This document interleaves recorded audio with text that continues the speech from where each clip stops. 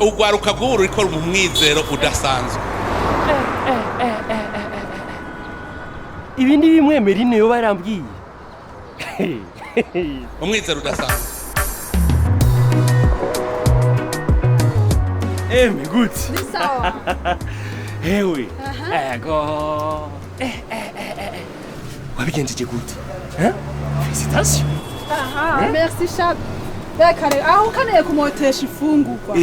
Canke isosi. Aha ni international. Kandi barashorera cyane. Ubundi bazagiye kuri konti asha amazero n'uyaharura. Kare.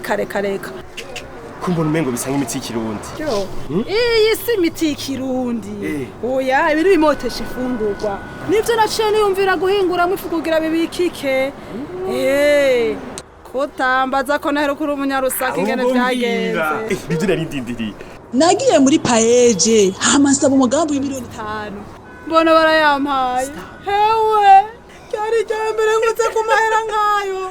Naho nari gucangomba nkipfira. Tuma kwigaziye tuyimongore rikubura umugwiza tunga. Alex. Aha ndakubwire ntihaye ndero ko bakananiye. Aya nawe nukuri yaba nukuri. Mbeho waruzi ko amahera PAEEJ dutegereza ko yasubiza. Wowe hari umuntu umaze kubona PAEEJ yishuje amahera? Alex. Nashaka ndakubwire yuko aya mahera PAEEJ itanga singabire ni ingurane.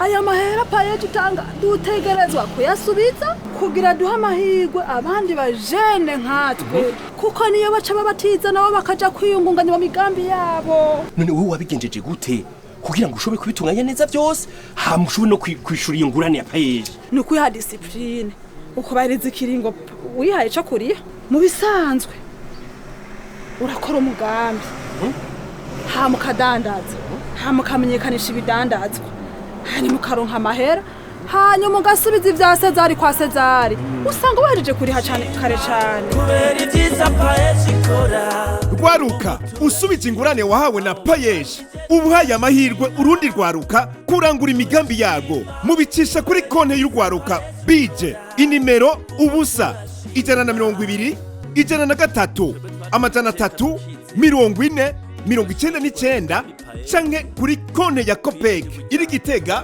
inimero 65 900.